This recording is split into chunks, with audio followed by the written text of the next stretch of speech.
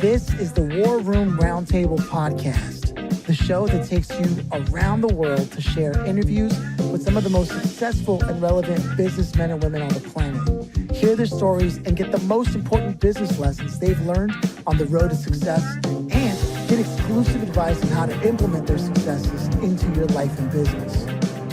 The War Room Roundtable is brought to you by your hosts, Jason Miller, CEO of Strategic Advisor Board, and Phillip Lanos, CEO of Own the Rhythm, and former podcast host for Entrepreneur and Inc. magazine.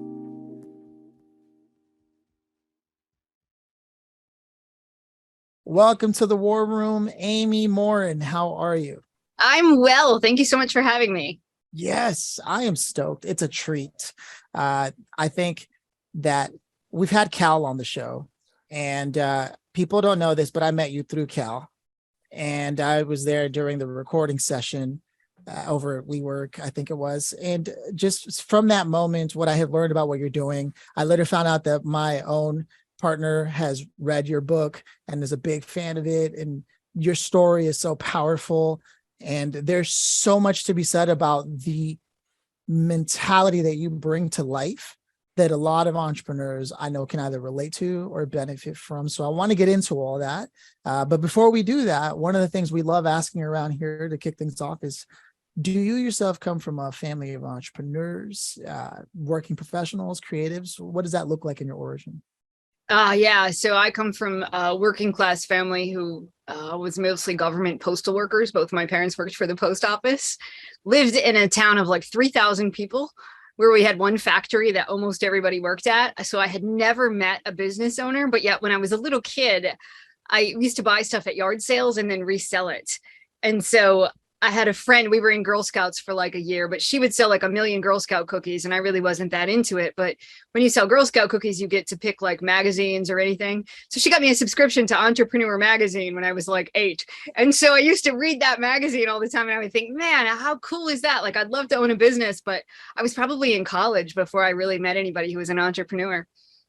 Oh, wow. Okay, that's an interesting story right there. So you get to college. Now, I know more or less, I think, the story that you've shared, but was your intention, because you were ended up going into the mental health field as a professional.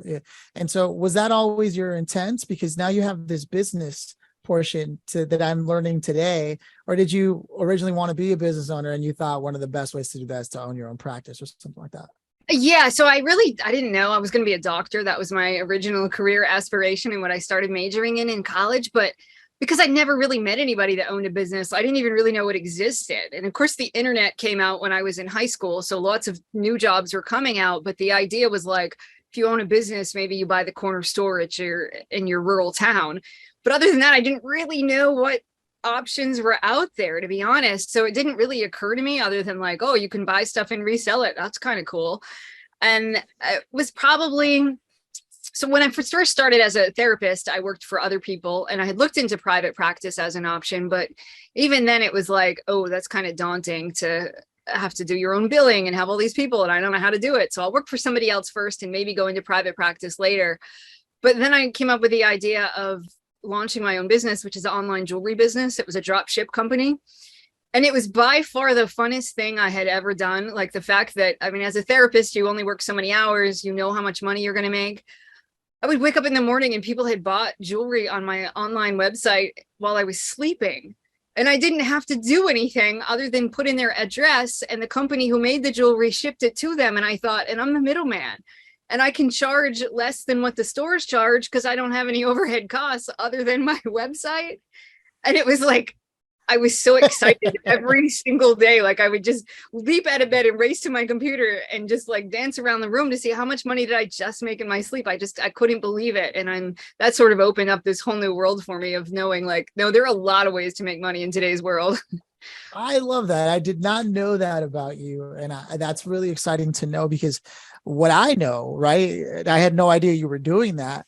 All at the same time, your life was tumultuous. There was a lot of changes happening, and it led to the writing of an article on Medium that exploded and got you a giant publishing deal and led you down a path of now writing books that empower people and help people get where they need to be. So like, talk about, here you are exploring these things. And then, as most entrepreneurs know, life doesn't play by the rules that you think it plays by. It plays by rules that it makes up as it goes. And it took you for a turn. So I guess the most important thing is, when you wrote your article that blew up while you were facing incredible odds, and I'll let you tell that story because that's your story, did you expect it to do what it did? Yeah, definitely not. So the backstory is, when I was 23, I was a therapist and my mom passed away suddenly. And then when I was 26, my husband passed away. So I found myself a 26-year-old widow. I didn't have my mom, and life was fairly dreadful for a long time as I was figuring out, how do you pick up the pieces? Because, as you say, there are no rules in life. And I thought I had life like all figured out. I was on this path, and then I get this sharp left turn and then another sharp left turn. And I thought, how many more curveballs can there be? And one of the things I did after my husband passed away was I was trying to figure out, how do I not have to move? Everything else in my life has been flipped upside down, but I didn't want to move, but I couldn't pay the bills. So I thought, what do I do? And this was before I had started the jewelry business. So my side hustle at that point was writing articles. And I used to get paid like $15 to write a 400 or 500 word article. But if I did that enough outside of work, then I could at least keep the heat on, keep the lights on, and pay my mortgage. And, there were days I couldn't write and I was heartbroken for a long time. But then there were days where I was like, it's a Saturday and I can sit here and make money all day. So then I don't have to worry about money for the rest of the month. So I started writing out of necessity, and really sterile articles about, 6 signs of depression, something like that. And then, but when I wrote this other article, 13 Things Mentally Strong People Don't Do, it was really from the heart. And I never even planned to publish it. It was a letter to myself, because it was a few years down the road and my father-in-law had been diagnosed with cancer. And I just thought, I can't lose somebody else. My heart has been broken. I've been grieving for so long. The thought of losing one more person just seemed way too overwhelming, but wasn't like I had a choice. So I wrote a letter to myself of, hey, Amy, this is what mentally strong people do. Don't feel sorry for yourself. Don't give away your power. The list went on till I got 13 things. And then I found that list helpful. So I thought, maybe somebody else will at least get something out of it. So I published it online thinking a handful of people would read it, but 50 million people read it. And that's why I'm still here today. And I get to talk about it because it did blow up. It went viral, and Fox News was calling, and MTV in Finland, and CNN in Mexico, like all within a couple of days. And I thought, oh dear, what have I just done? But it led to the first book deal. And now I'm writing book number 5 that's going to come out next year. Yeah, I even love, and I misremembered, but you actually didn't even respond to the voicemails from the publishing agent that was trying to get a hold of you. Is this true? That is correct. So I didn't even know how to write a book. I didn't know how the book writing publishing world process happened. And so when my article blew up, 50 million people read it. It was reprinted on like Forbes, Business Insider. My mailbox was just flooded with people who were like, hey, for $10,000, I'll create a course for you. And for 20 grand, I'll create this for you. And so I was just overwhelmed with the stuff. The trolls. Yes. So 99.9% of them were just that, trolls. Yeah. Here I am. I'm just a social worker. I know nothing about like making money online. And so one of those emails was from somebody who said, hey, I'm a literary agent. You should write a book. And it just went in the slush pile because I had so many other junk emails. And so then she reached out to me again, and then she called me, and thank God she kept doing that. And then I was going to New York to be on Fox News for my first interview. I'd never been on TV before. And she said, hey, my office is just around the corner. Why don't you come meet me? And I was like, oh, I guess so. And so I went around the corner, I met her, and I saw that she had all these real books in her office. And I was like, oh, this is like the real deal. And you're not going to charge me, because I had people that would be like, for 10 grand, we'll get you an Amazon book and it comes out in 1 week. And all of these promises.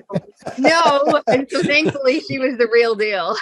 Yeah, this was like Simon and Schuster, Penguin Random House level, like we're talking major distribution, and it's a real deal. That's a story that you, it's like you're chosen for it. I don't know how else to say it, because you have a powerful story, and entrepreneurs deal with an unsavory amount of mental anxiety on a regular basis. I mean, if you've ever had a staff of even just 15, and you run some sort of boutique agency at 15 employees, and payroll comes around, and you've got overhead because you're paying for a co-working space or a facility, and you may not be on the best terms with your partner because work has been so difficult, and you just start to pile these things on and realize, I don't have the payroll. What am I going to do now? I got to borrow money at a percentage.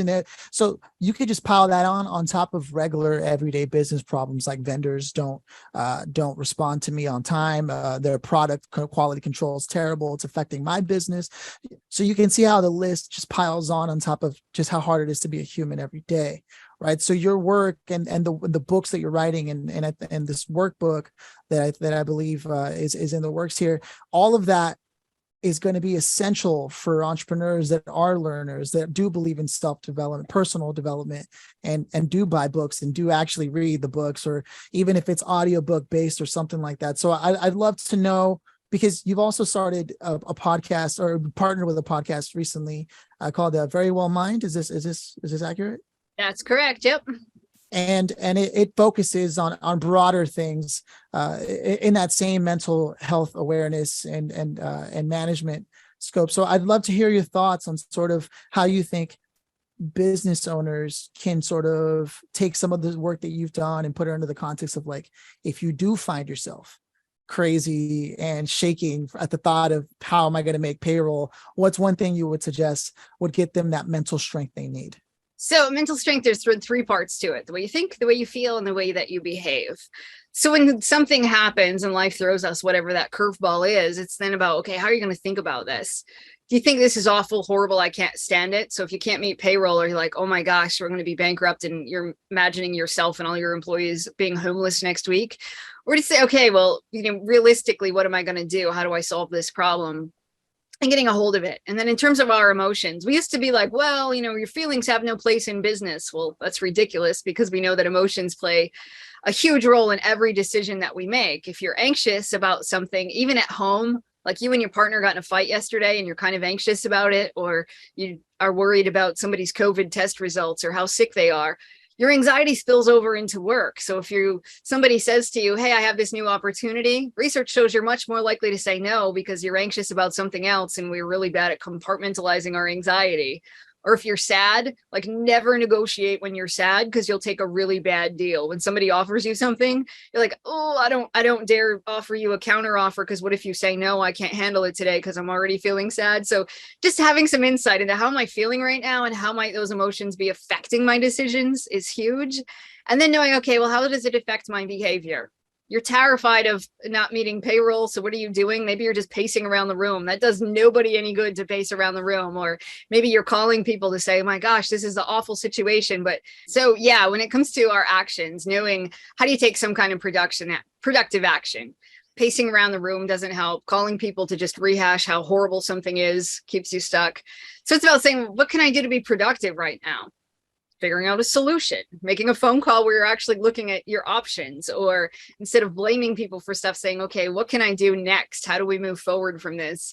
What do I need to do to address my budgeting issue? But it's more about problem solving rather than just dwelling on the problem, which it's really tempting to do sometimes. And again, that goes back to the pacing back and forth, or running around in a frenzy to the point that we're not getting anything done. And we've all done those things, but sometimes you just have to take a deep breath, slow down, and figure out, okay, what are my options and what does it make sense to do moving forward? Yeah.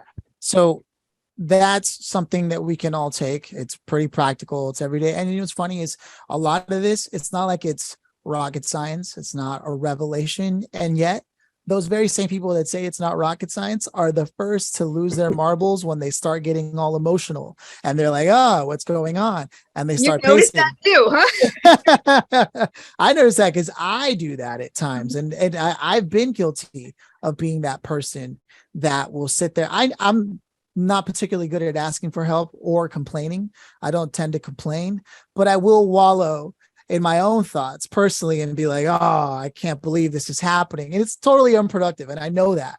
I know that. Thankfully, it doesn't last long with me, and I do eventually take meaningful action, but I'm also easily satisfied. And I think this is the other side, like even with a little progress, I think this is the other side of mental strength that we don't get a chance to talk about a lot in business and in life. It's what happens when you get a little bit of a good thing happening. And then you're like, well, I've done my work, because now it takes mental strength to stay on it.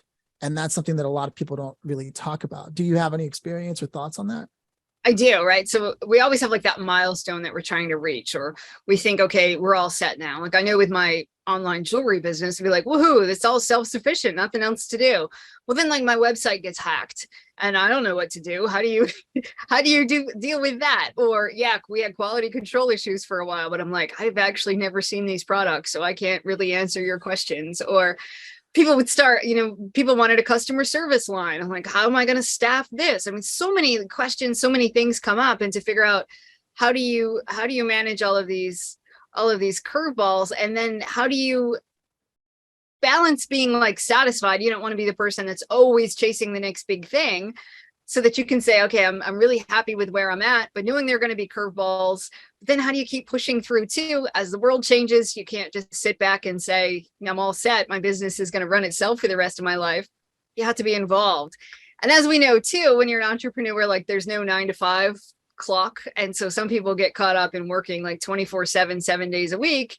And then other people are like, well, let's just kind of set it and forget it. I collect the paycheck, but I don't do anything else. And they become too uninvolved. And so there's so many factors, I think, that go into it, and figuring out how do you keep that drive.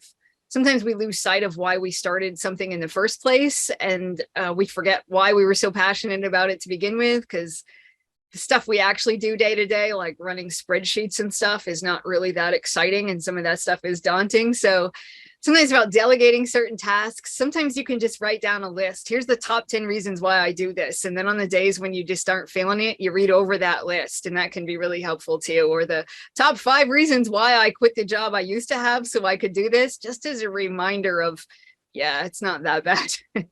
I love that. Actually, I haven't done that enough. Having a list that I put where I know I'm going to see it. And it can't be on my phone. It can't be on any of my devices. I need it to be right there, especially for those moments where I get comfortable for even just the little progress that may have made, so that I go, oh yeah, because Right. I'm of the kind that I turn towards like, oh, why it's not working. I'm very pessimistic in that way. It helps me see problems in business and what have you, like really early on. In fact, I've got a problem for every solution is my natural bent in life, right? So I think having a set of reminders that's written down somewhere would be powerful for me, and I imagine many others. Before we keep going, I know Jason's been patiently waiting here. I'd love to hear his sort of thoughts and reflections on some of the things you've been saying and how that relates to business. He runs like 15 companies, and has like a 20 plus year career in the military, and the list goes on. So it's always interesting to see what our guests are saying and how Jason reflects upon all the things he's seen and how that comes together with all the conversation that we're all having here. Yeah, the beautiful thing about like emotions, I left my soul in Afghanistan, so I'm good. I'm just kidding. No, but I want to go back to, because I can relate with the whole jewelry thing. Because one of the very first little things I started, this was like right when eBay just kicked off, right? And it was the wild west of eBay. And so I would like wholesale buy from China these, and I would just make a killing. These little, those little keychain lights, you push them and they turn on. I would buy those several of them. Yeah, maybe you bought some for me. But I'd get them for a penny a piece and sell them for $12.99. And buy one, get one free for $12.99. I had literally 2 cents into that thing, and I would sell them for $12.99. It was crazy. Wow. But it was the wild west of eBay then. There was no rules, nobody cared. And then later on, we were doing the Amazon across Amazon, because we'd have an Amazon account. We'd find good products that were selling on eBay, list them on eBay for like $10 more. sell it on eBay, put their shipping information into the Amazon, buy it, it'd ship across, never even touch it, right? But you can't get away with that anymore because Amazon has their own work. Yeah, the branding on the Amazon boxes. Yeah. Otherwise, you'd get an Amazon box show up. They didn't used to do that, but yeah, what an amazing journey of, you know, I don't know what to call it. It's I've been through several similar journeys with my military career, and you know, we either look at life as there's always more, no matter what, or you know, we get in the closet and shut the door and huddle in the corner and feel sorry for ourselves forever. And there are people that do that for sure. But, you know, I think the majority of us do a lot of the things that we do subconsciously to bury a lot of that. Yeah. Especially in business, right? Because for me, if I sit around on a weekend, all the demons start creeping in, right? Because my mind isn't active. It's not, you know, I'm sitting there vegging out with the kids watching Powerpuff Girls or something. I don't know. But if I'm not like really engaged in the business side of things or engaged in something, then all the other things start to come back to mind and so on and so forth. So I think we almost use a lot of it as a crutch. I know I do, for sure. I can admit that very much. So I think it's just a delicate balance of not too much, and try to control it the best you can. Cause I'm also not a believer in, you know, mind altering drug things and stuff like that. I think we can get through anything. We're resilient. I mean, a deer is born and it's up and running in 30 seconds, for crying out loud. What do we have to complain about? It's going to get 30 seconds later if it doesn't get up and start running. So I think out of the food chain, we're doing all right, but for sure. But no, it's a great story because of your background that couples in with that and how you've taken that and been able to just empower it so much. And to me, that's a huge lesson learned here, is taking that story of, you know, the struggles of life, but then flipping that into such a positive thing that can help millions and millions of people. Thank you. I appreciate that.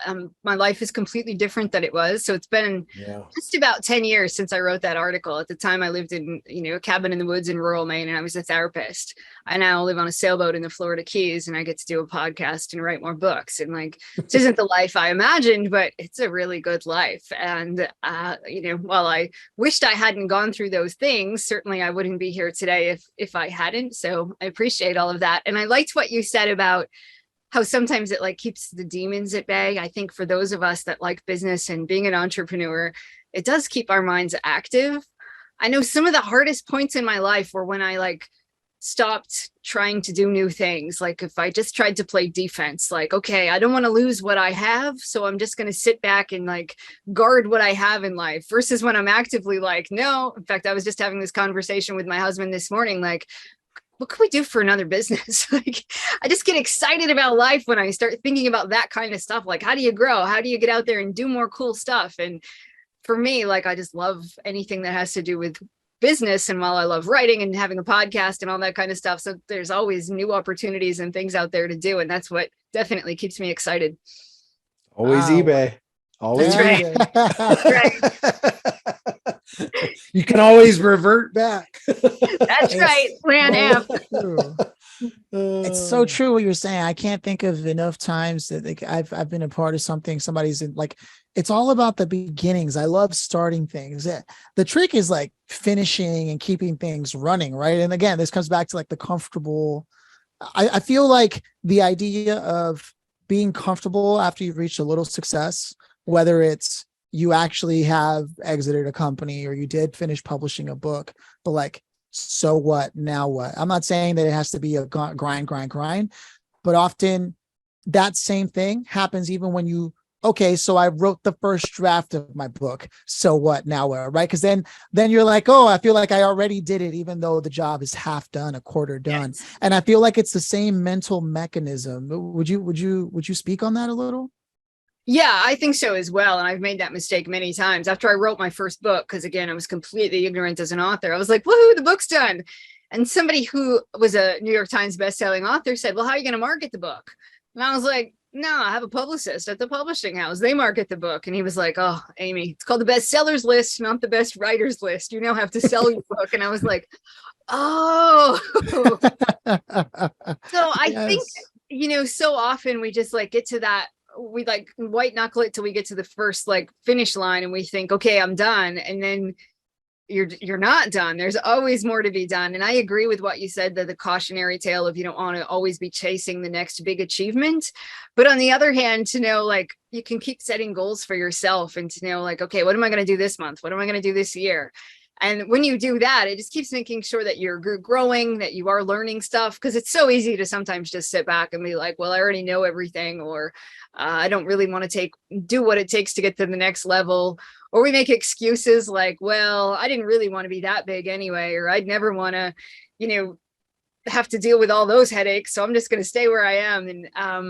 And maybe that's true sometimes, but sometimes I think we just use that as like a defense mechanism to not put ourselves out there and to not try harder too. I love that. I was gonna say, is there any bottom line, like leave behind food for thought that you would leave to business owners specifically? And I feel like that's part of it right there, is that idea of like, you don't always have to sit there and play defense for every step of success that you get. Like you can ask for more, be more, become more, and you should if you can. I feel like that's what you were saying there. Yeah, absolutely. And I think my parting words of wisdom would just be knowing your values and then making sure that you're living out those values. So if being an amazing friend, a parent, a son, daughter, whatever it is really important to you, when you know, like, okay, this is really important to me, then you don't feel like your priorities are out of whack. So know your values and make sure your priorities line up with that. Figure out where in line your business falls. And for some people, it's like, well, I value my family most, so therefore my business is most important because I want to leave a legacy for my kids, or I want to make sure I earn enough money that my family doesn't have to worry.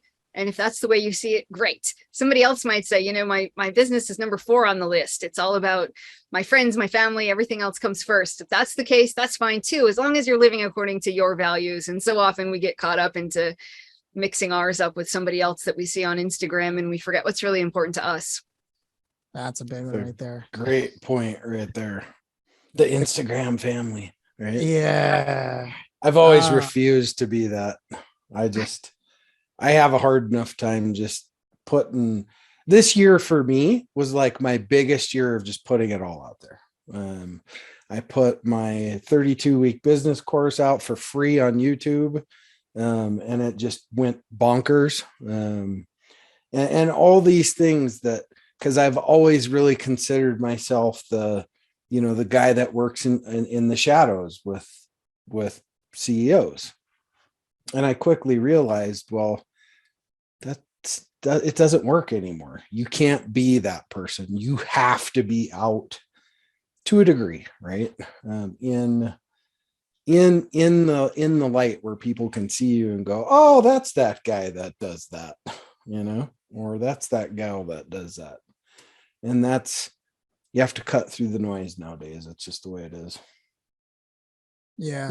It's tough to do, isn't it? Yeah. You just got to scream louder than everybody else. That's all. Great.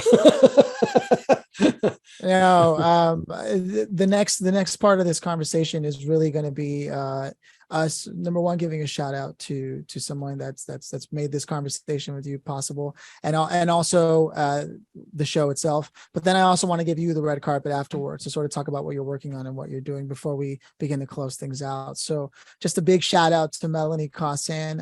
Hopefully she's listening to this episode in particular. I think she'd love it. With Stillwater Hemp, with self-care and CBD being a growing practice for many people, the good news is that Stillwater Hemp in particular has gone the extra mile to develop products with integrity. And unlike the idea of drop shipping and this and that, not knowing, they're actually high touch on their product, whether it's moisturizers, creams that you can wear, and edible things that you can do to help relieve anxiety and things of that nature. And they even have a whole line of products for your pets, your furry family members, if that's something that you're into.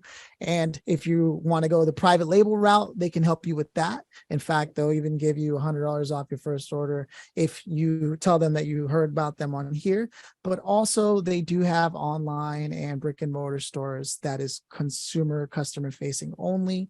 And there's something there for you as well. So you can go ahead and go to stillwaterhemp.com, let them know the War Room sent you, use War Room for 10% off, all of that. It's all good stuff and it's all high quality. With that said, I'd love to now have you, Amy, tell people, number one, what should they be excited about that's coming out next for you, and where can they connect with you if they want to learn more, be a part of what you're doing?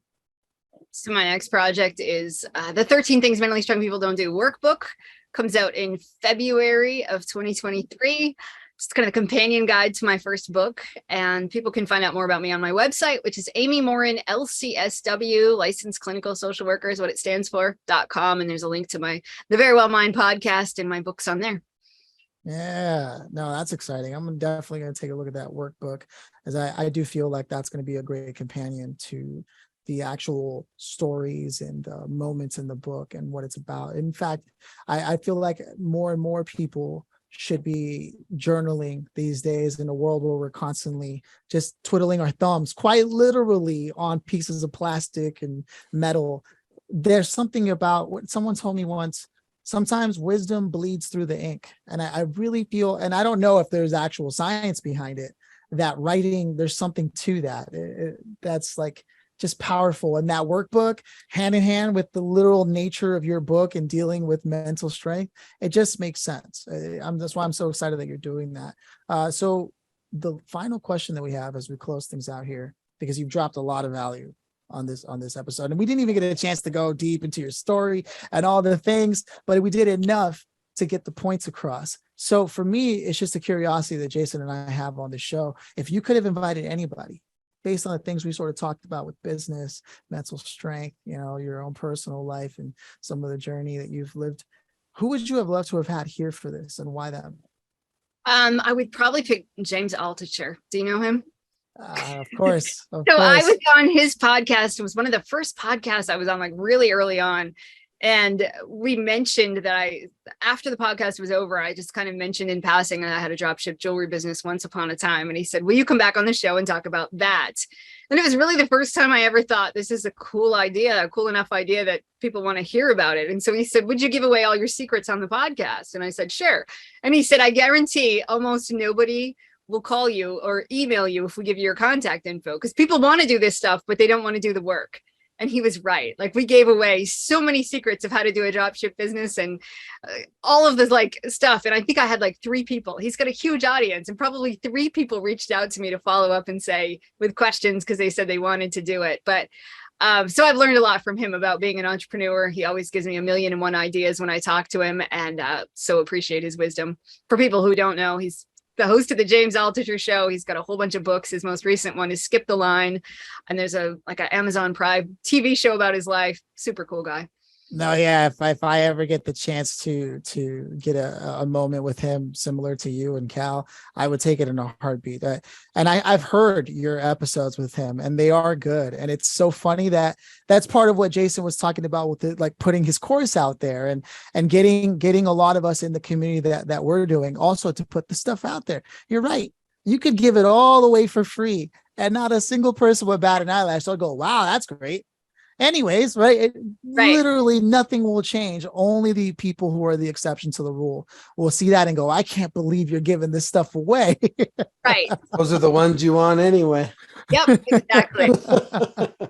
Oh, no, that's exciting. In fact, it made me realize that there's somebody I may want to introduce you to who runs an entire org of like drop shipping that I know would love your story, because what she does is she's got this whole thing of helping. Her personal mission is helping more women become entrepreneurs using that kind of e-commerce business, right? But her and her partner Dan, business partner Dan, they have a whole community as well. And it just occurred to me, I don't know why I haven't thought of bringing this up before to Jason as well, but with you in particular, with your story and that narrative and mental strength, I can see some great things happening from there. So you'll hold me to that. It's on the recorded line anyway, so you can hold me to that. But with that said, it's tradition right here for Jason to close this out, so I'm gonna let him do that. I know we ran a little longer than intended on this podcast, but it was worth it. Yeah, gosh, what a great conversation. Great story. And as we all know, that's what people connect with today is a story, right? Otherwise it's just blah, blah, blah, blah, blah, right? So a great story to connect with people is what people want to hear. And I'm grateful to have been able to hear yours and be able to take some things in for myself, even with your struggles you went through in your life. And sometimes when we hear other people's struggles, we go, you know what? Ours wasn't that bad, I guess. Right. So thank you for that. I appreciate that a lot. And thank you for being on the show, spending a little time with us. And hopefully we can have you back after your next book publishes. So thank you so much for having me. I appreciate it. Awesome. All right. Cheers. All right, cheers.